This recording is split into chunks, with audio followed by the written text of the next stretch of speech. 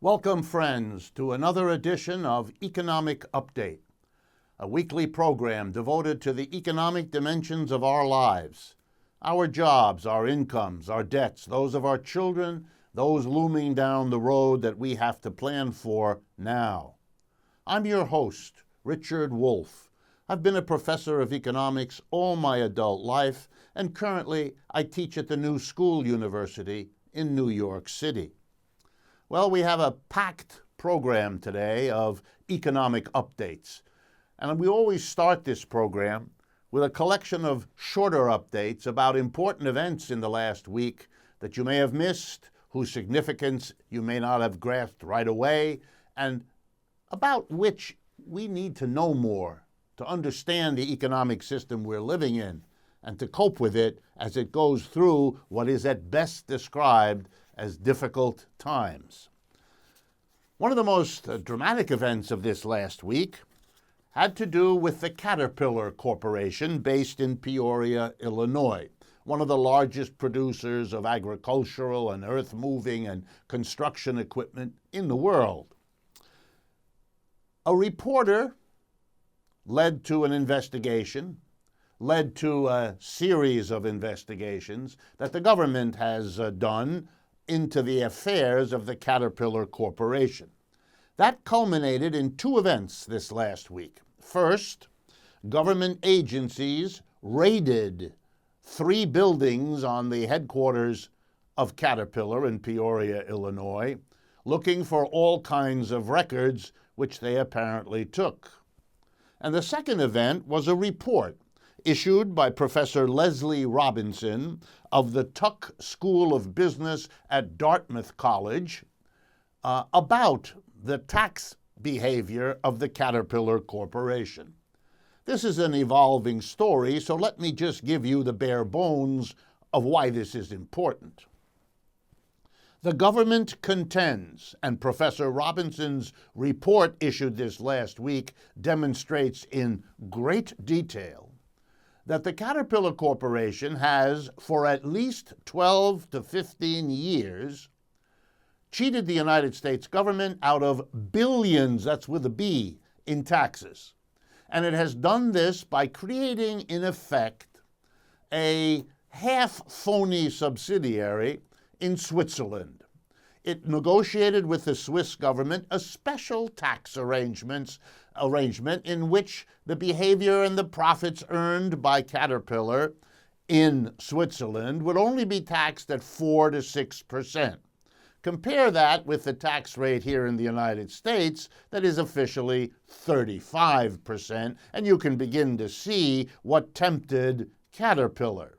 So it set up a company, let's call it, I'll be polite, with about 500 employees in Switzerland.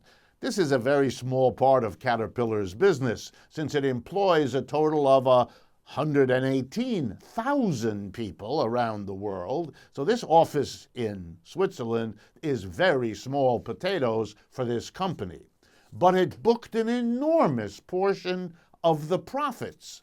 Turns out they don't even have a warehouse, and yet they were handling the parts business of Caterpillar, all the parts made to replace those that wear out in Caterpillar machines. A big part of their business is this parts replacement, and it's very profitable. They arranged, in effect, for all the paperwork about buying and selling these parts and making the money for Caterpillar. They booked them all in Switzerland and thereby got away with paying only 4 to 6% rather than booking them here in the United States where the parts were made and paying the appropriate tax. If this were just about one corporation, I wouldn't be bothering you with it. But it isn't.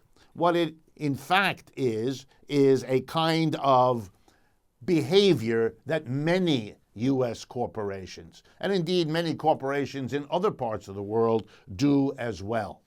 It's basically a game in which governments compete for where businesses locate their profits.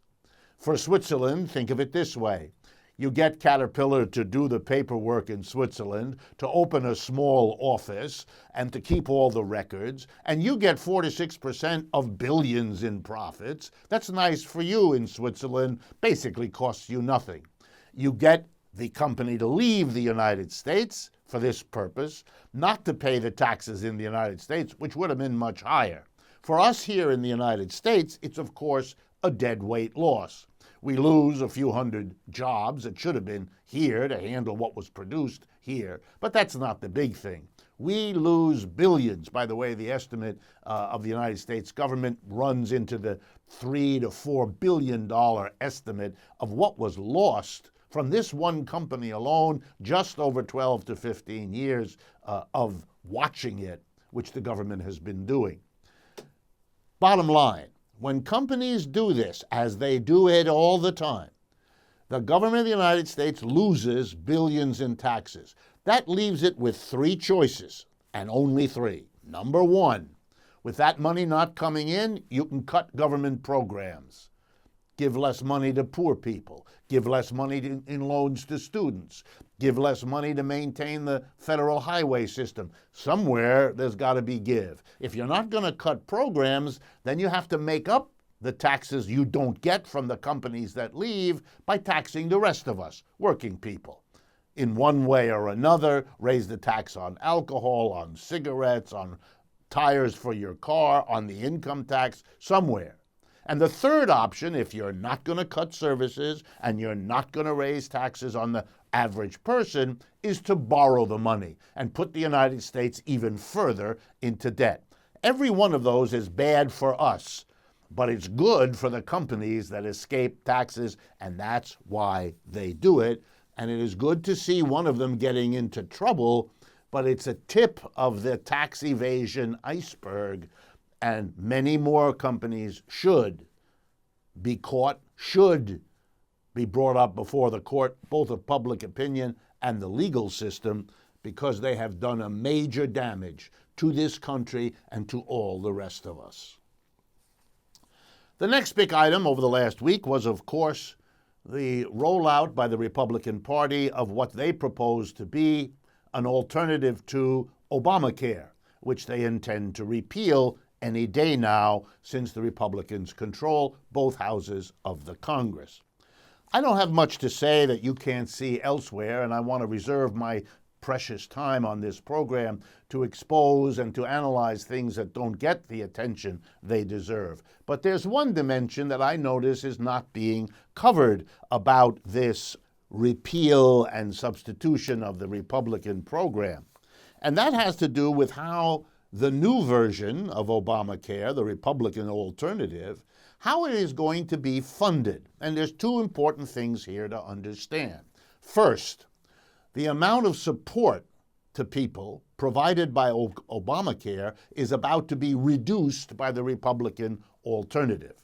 Poor people will get less support than they got before. The uninsured will not be required in the same way to have insurance, and so therefore they will not need or get the kinds of subsidies that poorer people got to help them pay for the mandated insurance. That kind of thing will mean that the bill that the Republicans putting in are going to cost less money. And who will that help? Well, here's the key item. The money to pay for Obamacare came on taxes that hit only people earning over $200,000 a year if they were an individual, and $250,000, if you were a couple. In other words, the payment for extending insurance to the uninsured, for helping people who needed it, came out of the richest. And there is, of course, the central objective of so many who voted against and spoke against Obamacare. Wasn't really about the care it provided, it was about the taxes needed to pay for it. And since the taxes affected the richest Americans, it will benefit them the most to have those taxes reduced or repealed. Under the plan the Republicans announced, the taxes will be repealed as of the end of this year. That is, the repeal will go into effect in 2018. To give you an idea of the taxes to be saved, If you're in the top 1% who earn more than $774,000 a year, you heard me right, $750,000, the tax cut you will enjoy by virtue of getting rid of Obamacare will be $33,000. More money in your pocket if you're a person who earns $750,000 a year. If you're in the top 0.1%, the really richest in America, your tax saving will be $197,000. Well, for those people, this isn't much money, but for all of us, of course, here's the bottom line. Rich people will pay less taxes, and poor people will get less medical help to be healthy, to not only stay healthy for themselves, but to prevent all the rest of us from contracting infectious diseases because our fellow citizens have a decent health insurance and will keep themselves healthy in that way. The next story is painful for me to tell you about, painful for me to admit that our country even does such things, but I will. The U.S. Immigration and Customs Enforcement Agency, that's the people who grab immigrants that have no papers, undocumented immigrants off the streets of the United States by the millions in recent years, and right now, under the Trump administration's focus on that process. This U.S. Immigration and Customs Enforcement Service, ICE, appropriately named ICE, has been forcing detainees. These are people who have been picked up because they don't have adequate papers, who are now supposed to be given a legal procedure to determine whether they can or cannot stay in the United States. They've been forced to work for $1 a day while being detained, and you'll love this, in private enterprise prisons that have contracted with the government to hold these people, and they're the ones, GEO Corporation in particular, that has made them do this. And the federal courts have now intervened and told the GEO Group, this private prison company, that they can't do what they're doing. They've allowed a class action suit to go forward on behalf of about 60,000 detained immigrants, making it harder for their rights to be violated and made it harder for them to be effectively put into a system of slave labor, to make an adult work up to 40 hours a week for $1 a day, often threatened with solitary confinement if they refuse to, quote unquote, volunteer for working at $1 a day. You can imagine what is going on. The federal courts have now said this is a serious issue. There will be a trial about this. I only want to read you from one brief conversation. And by the way, if you're interested, Christine Phillips is the reporter for the Washington Post, a major newspaper in the United States, who on March 5th carried this story under the headline, "Thousands of ICE detainees claimed they were forced into labor, a violation of anti-slavery laws." Before the judge's chamber, the GEO Group, that's the private prison company, argued, quote, "Even if we are forcing people to work under threat of solitary confinement, that would be allowed by applicable law," said the lawyer for the GEO Group. The judge, in response, in the courtroom said, no, it wouldn't be. Slave labor for the detained immigrants gives you something to think about, doesn't it? The next short update has to do with Harvard University, the richest university in the United States. Nobody's even close. Places like Yale and Princeton and the University of Texas are far behind. Recently, the president of Harvard, Drew Faust, gave a speech. And she herself is a historian of the Civil War in the American South. And she announced last year that Harvard University should face up to the fact that it had a long relationship to slavery in the United States, that much of the early money that built up Harvard to the wealthy position it has today came from slave owners who contributed the fruits of their slave empires to building up that university. To give you an idea of what it was called, a conference was held called Universities and Slavery Bound by History. The Harvard history professor Sven Beckert, during a panel in the conference, said the following, quote, "Some of our most esteemed educational institutions are also the product of some of the most horrific violence that has ever descended upon any group of people." So Harvard is confronting the role of slavery in building it up. Maybe some of the other schools that have the same history, Princeton, Yale, others, may follow suit if they have that amount of courage. It is certainly long overdue.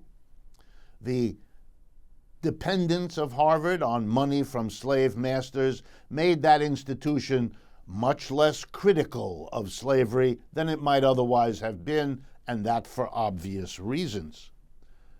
And it made Harvard a place that condoned racism for decades in this society because of the role that racism played as a justification for slavery. It's good for anyone to confront their history. It's good for Harvard to confront its long overdue complicity with slavery, with the racism that flowed from it and that still affects our society. But I have a comment to make, and before I do, let me put forward, on grounds of transparency, I went to Harvard. I'm a graduate of Harvard. I'm an alumnus of Harvard. I went there without the faintest idea about its history with slavery, which is what was the case for most students, because not only was it not discussed or taught, it was hidden from us. But what was likewise hidden, and also needs some admissions and some confronting with your history, is the fact that Harvard's wealth and that Harvard as an institution has always been dependent on the richest, powerful sources of American life. Corporations who made their money by producing weapons of mass destruction. Corporations that abused people around the world, not necessarily as slaves, but as exploited, underpaid, poorly treated workers. They gave money to Harvard. Companies that have wildly polluted the earth gave the profits, part of them, to Harvard, partly because they got tax advantages from doing so, and partly because they wanted good, expensive places to send their children, and maybe out of a sense of Harvard as an institution of higher education. But if they had that sense, it was rather low down on the list of what were priorities for them. And Harvard has been quiet about many of these things, has been very hostile to criticisms of a capitalist system upon which Harvard depended. Oh, it couldn't admit it. It had to talk endlessly, as it did in our classes, about objectivity and telling the truth. And you know, its slogan is Lux e Veritas, if I remember correctly, and that is about truth.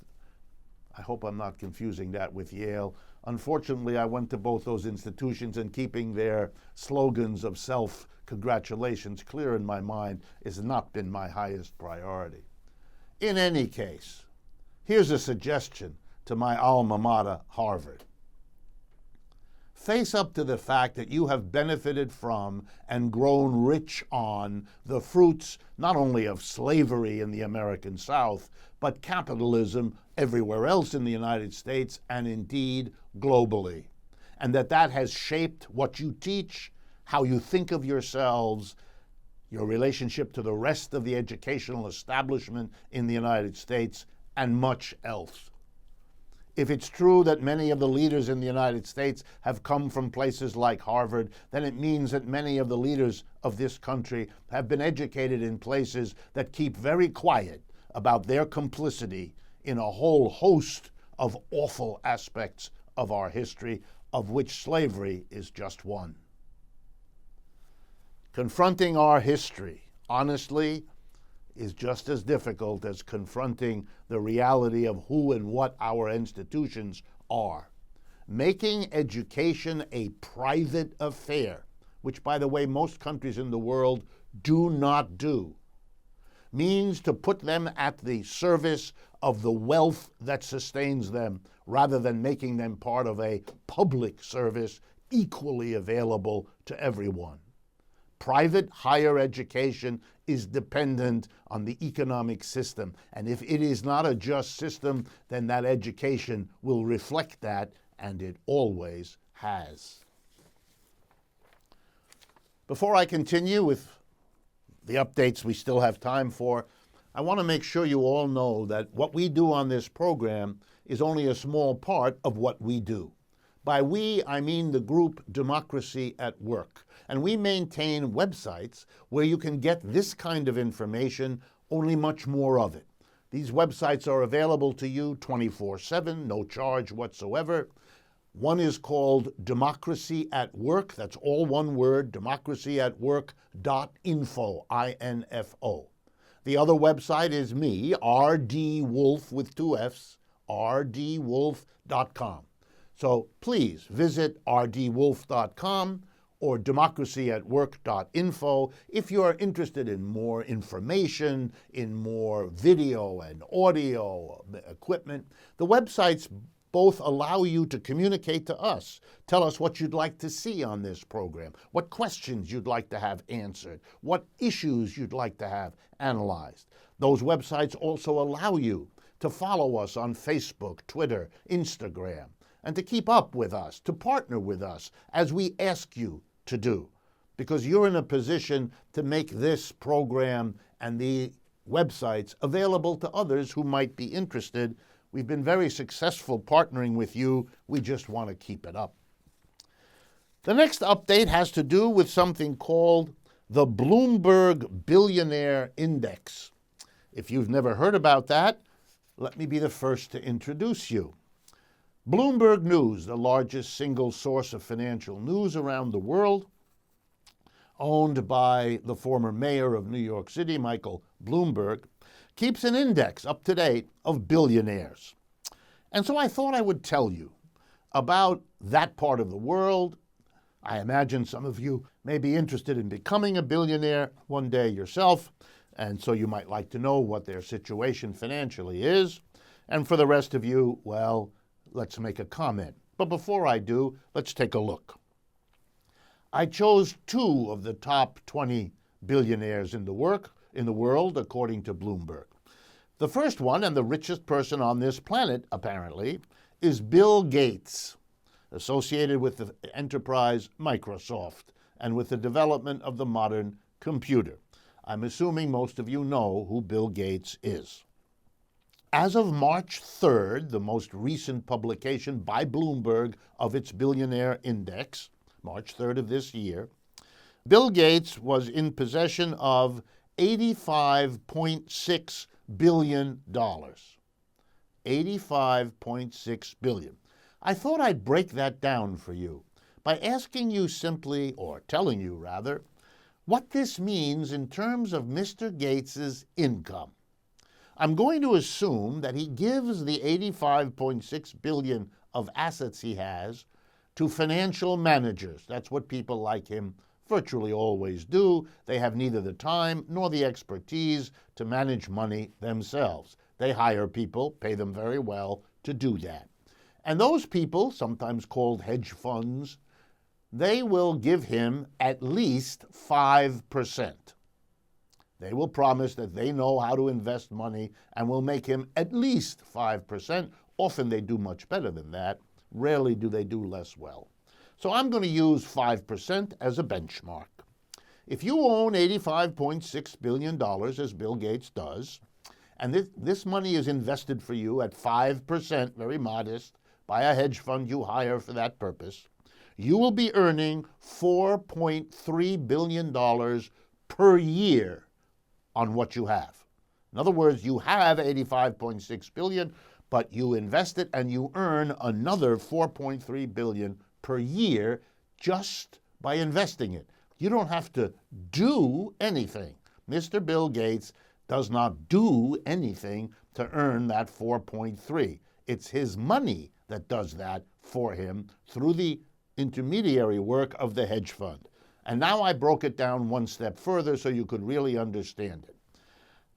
How much do you earn per week if you earn $4.3 billion per year? The answer is $82 million a week is what Mr. Bill Gates earns every week, 52 weeks of the year. Now you know why Bill Gates does not need to buy lottery tickets, because he gets $82 million a week without buying lottery tickets. Does that strike you as bizarre? Good. It ought to. Let me explain. Some of our listeners and viewers write to me occasionally and say, well, people like Bill Gates have made a major contribution. They helped to develop the modern computer. They ought to get a reward for that. I could not agree more. That's right. Any creative person who does something particularly useful for us as a community, for the human race, should be recognized, should be rewarded, should be celebrated. There should be a special day. There should be a special plaque. There even can be some money to help create a sense of reward and maybe to provide an incentive. But that is light years from what I just described.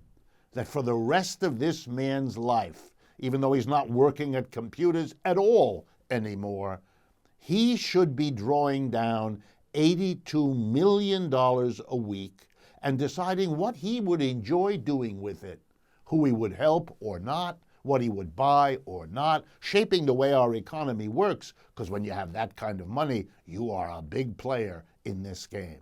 Is that appropriate? Is that consistent with a democracy? This has nothing to do with rewarding innovation. It has to do with keeping the reward in line with all the other values a society has.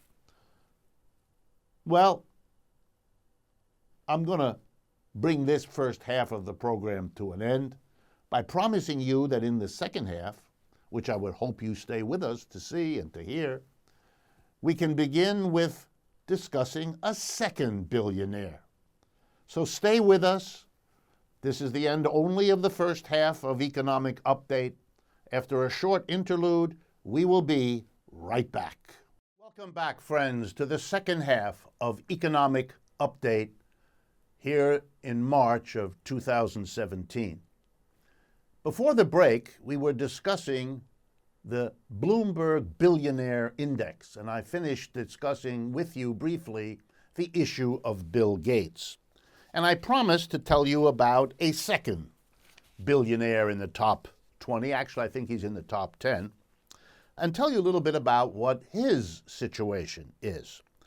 The man's name is Carlos Slim, S-L-I-M. I may not be pronouncing that correctly. He is a big businessman in Mexico. He doesn't have as much money as Bill Gates. He has only $51.5 billion to his name. So he appears lower in the listing by Bloomberg. Okay, let's do the same math. What does that earn him? Well, per week, he doesn't get the $82 million a week that Bill Gates gets from investing his asset, at a nominal 5%. But investing his money at 5%, if that's all Mr. Slim gets, would get him $50 million a week. Like Mr. Gates, no need to buy lottery tickets. You have a permanent lottery every week of every year of your entire lifetime. Did Mr. Slim invent the computer, or anything like that in way of contribution. Not that I'm aware of, and I did some research. He's just a good businessman, put it all together, and draws down $50 million a week. I ask you simply to think with me whether it is appropriate in the field of democracy, in the field of Christian charity, in the field of ethics and morals as most people understand them, to be living in a society in which one citizen of Mexico, Mr. Slim, gets $50 million per week every week, while millions of his fellow citizens of Mexico are detained in American prisons, forced back into their country, losing whatever wealth they've accumulated back in the United States, entering a society that has no jobs for them and very little public support. Is this a reasonable way to organize an economic system? It is something to think about when you understand what it is that billionaires do financially right now and disconnect it from what contributions they may or may not have made in the past.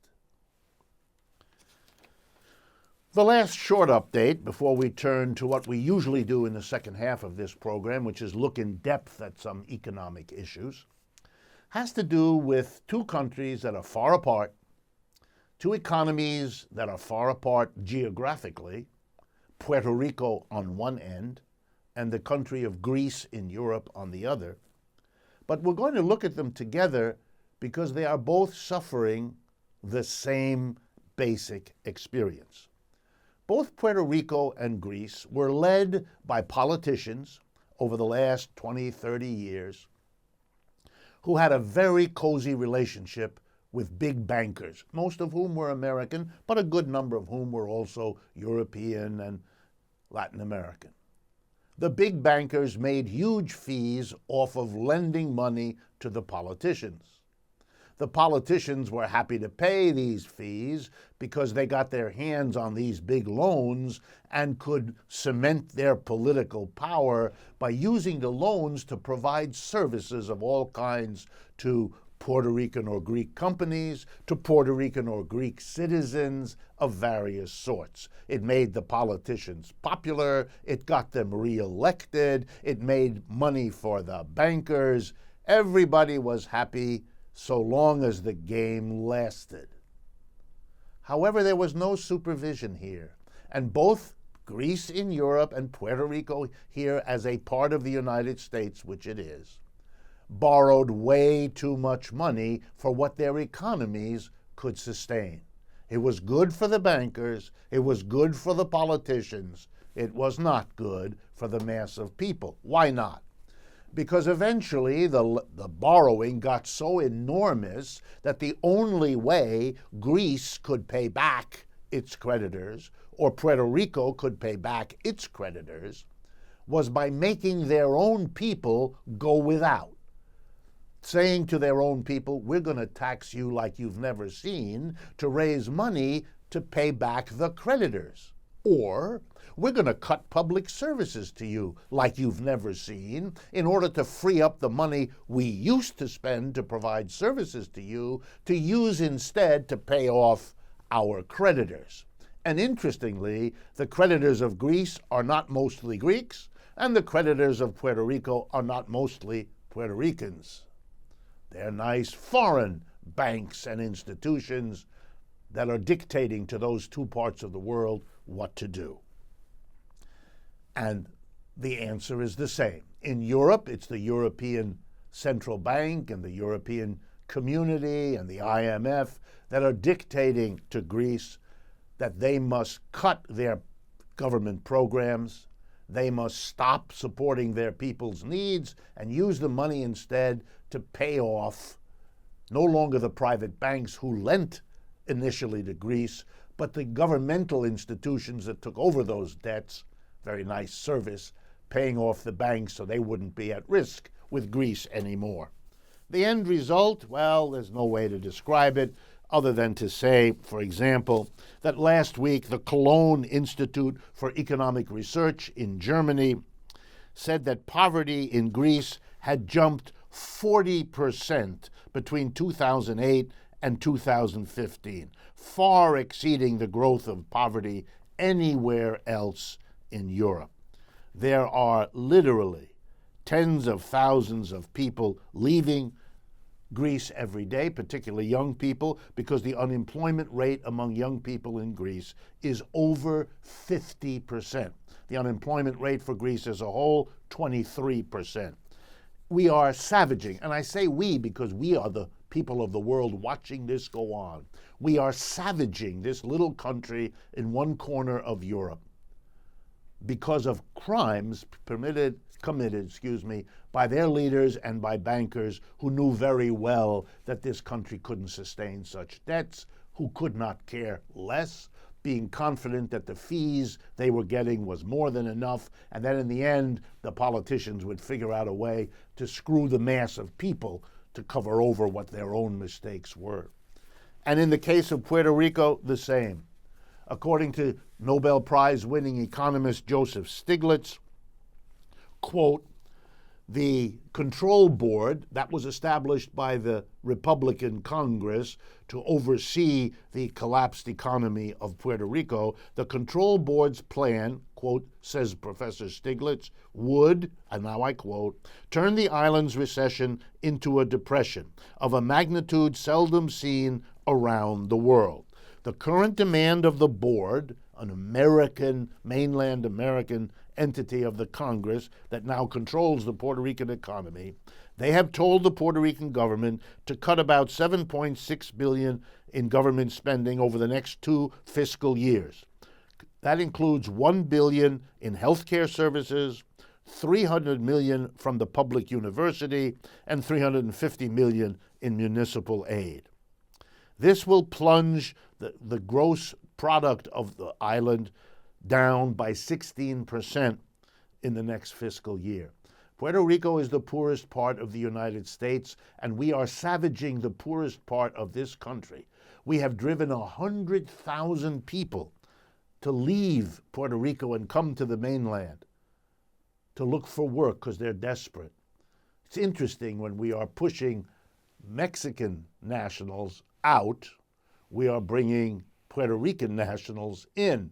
The Puerto Ricans are, of course, citizens of the United States. The Mexicans are not. But it is a strangely contradictory policy. Nothing is solved by this unless you think paying off the creditors is worth savaging 2 parts of the world. And believe me, if they get away with it there, what's to stop them from doing it everywhere else?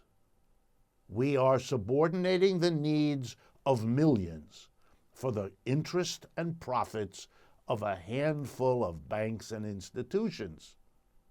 This is not acceptable behavior in a decent society, is it? So much for the short economic updates for this week. There are plenty more, but we don't have time. And I don't want to lose the opportunity to talk to you in depth about some of the issues you've written to me about.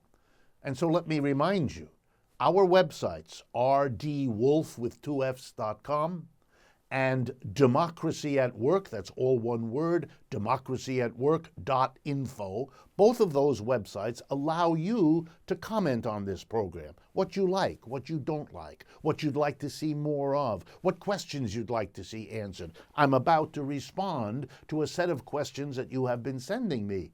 And indeed, I chose to respond to this one because a number of you have asked me to do so. The websites also provide you with ways to follow us on Facebook and Twitter and Instagram, to partner with us, to bring us to your community to speak if you are interested, to get us on local radio and television stations if you're of a mind to do so. We have the people and the personnel ready to work with you. Please help us reach people who might be fascinated or interested in the perspective we offer on what's going on in the economic systems around us. So in that spirit, let me jump right into it. One of the great debates of economics for a long time is, in my judgment, misplaced. So let me tell you what it is. It's the argument that the big issue in economics is how much interference, how much intervention into the private economy should be allowed to the government. In other words, it's the old fight, should we have what's called a laissez-faire economic system? Laissez-faire from the French, let it be. Let the government keep out of our business. Let the government have a minimal role, that the best economy is the one that's private. The old statement in American history, that government is best which governs least, all of that.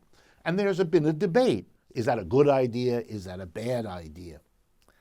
And this has been a debate that has often been presented as if it kind of were the only big issue for our economic system, as if we've exhausted the question of economics in our lives by having a discussion about whether there should be more or less government intervention. You can see that in the debate over the health care program, Obamacare, where the Republicans say there should be less government intervention and the Democrats tend to say more, etc., etc. Well, here's my quarrel. The big issue for our economic system, I would argue, isn't about more or less government. And I'll explain why in a moment.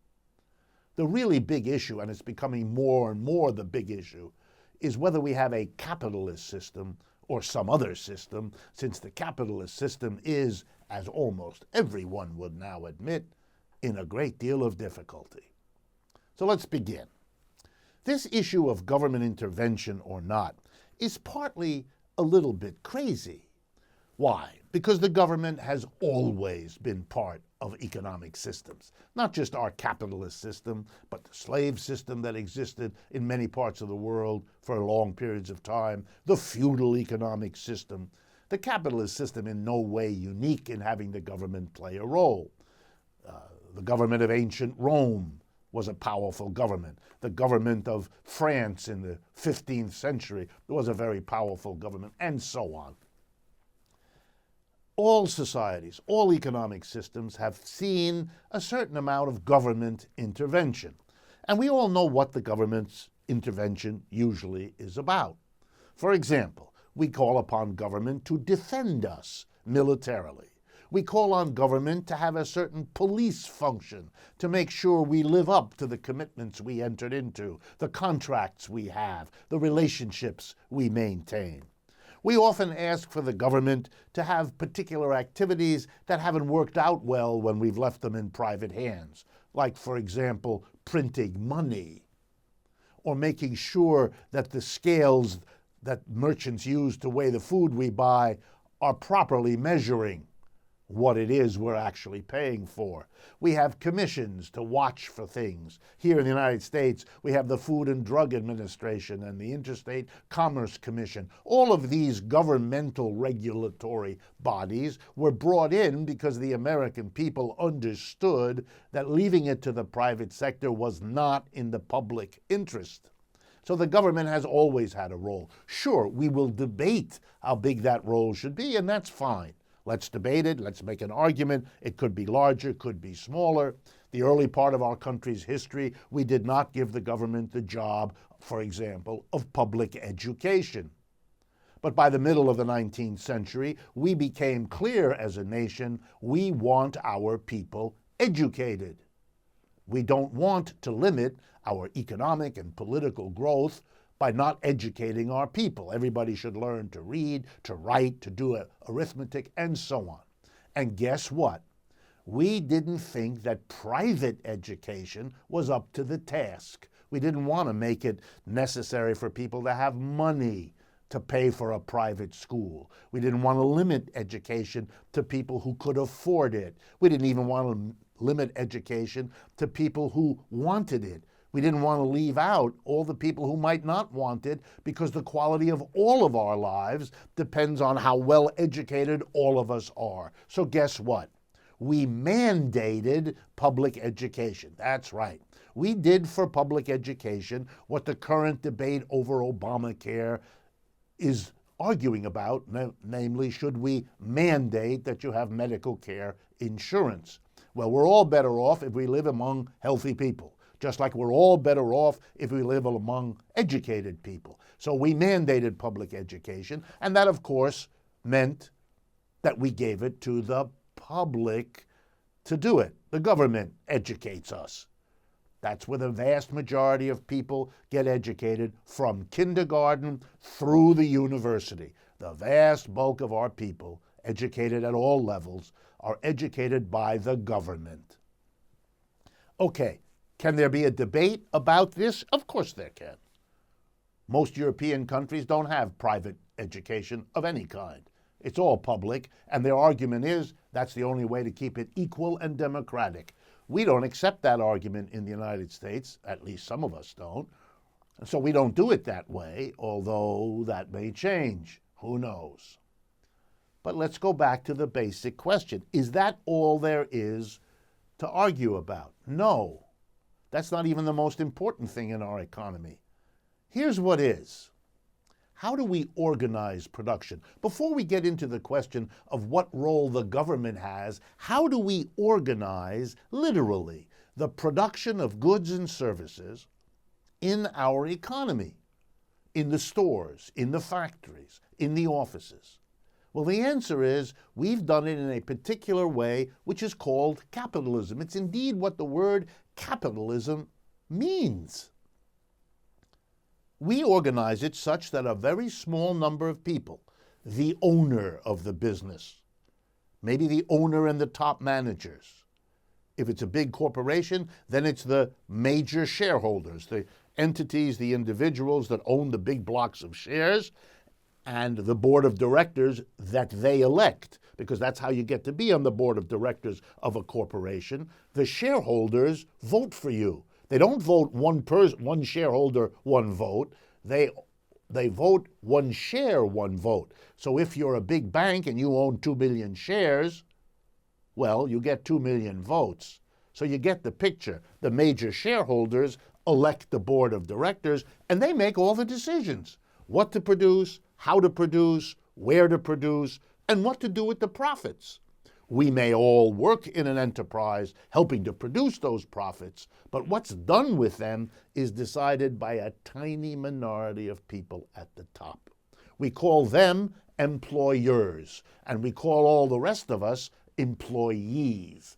Capitalism organizes production in a system of employer and employee. And you know, that's what distinguishes us from feudalism, slavery, and other systems.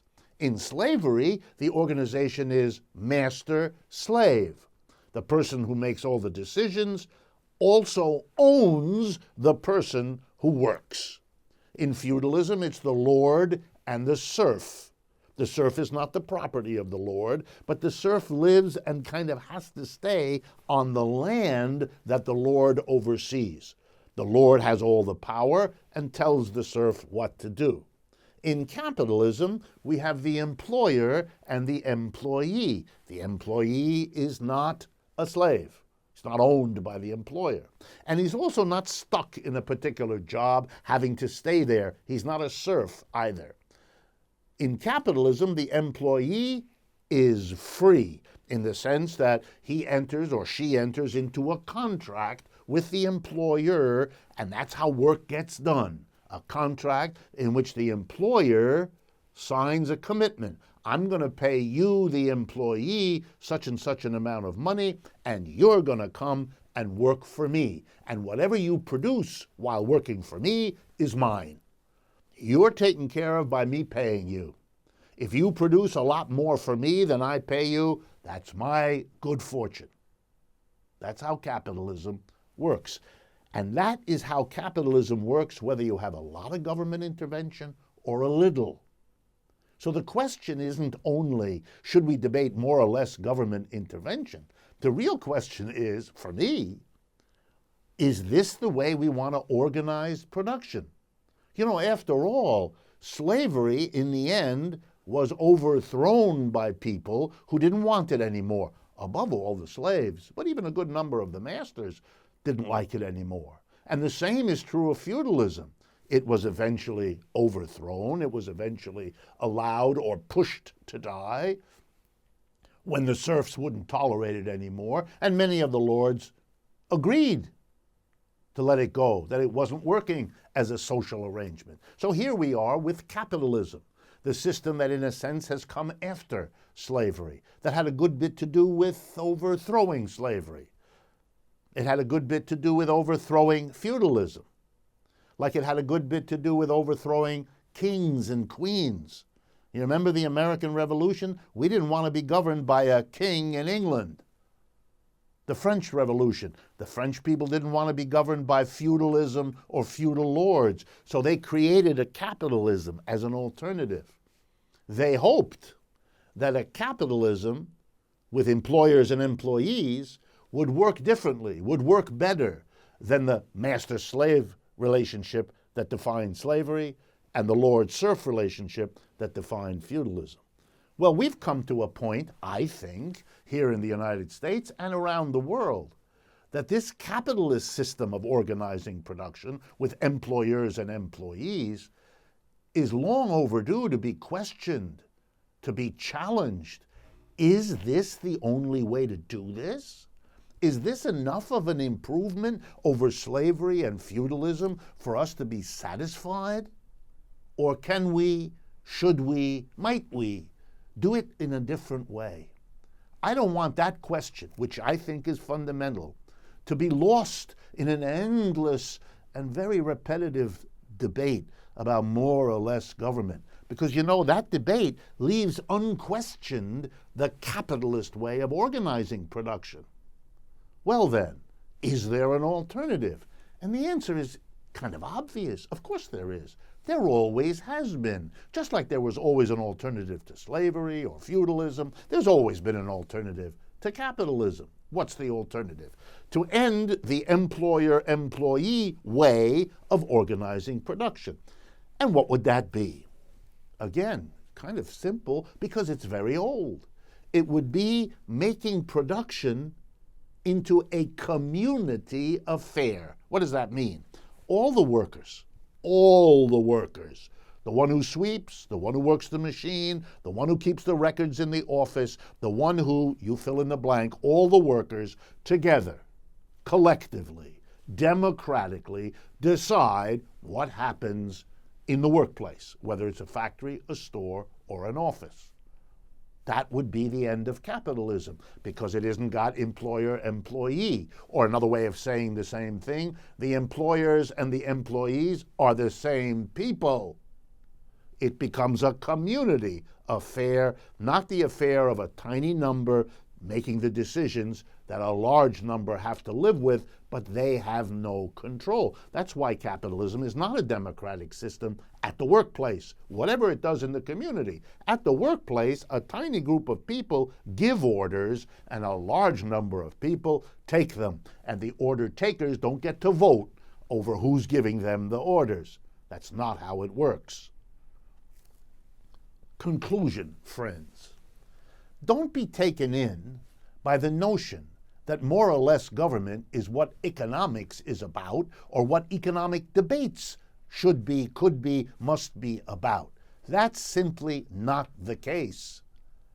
Just as important, and in my judgment, and now historically much more important, is the question, have we come to a point in the capitalist system where the employer-employee relationship is itself in play? Is itself to be debated and discussed? Is it to be questioned the way we question and ended the slave-master relationship as a way of producing, or the lord-serf? Have we come to that point also with capitalism? That's the central question, in my judgment, of this time, and I don't want it to be lost in the shuffle of a rehash of old debates about more or less government intervening in a capitalist system which we don't know how to question or to criticize. We've come to the end of Economic Update for this week. I want to thank you all for participating. I want to thank you for making use of our websites, democracyatwork.info and rdwolf.com.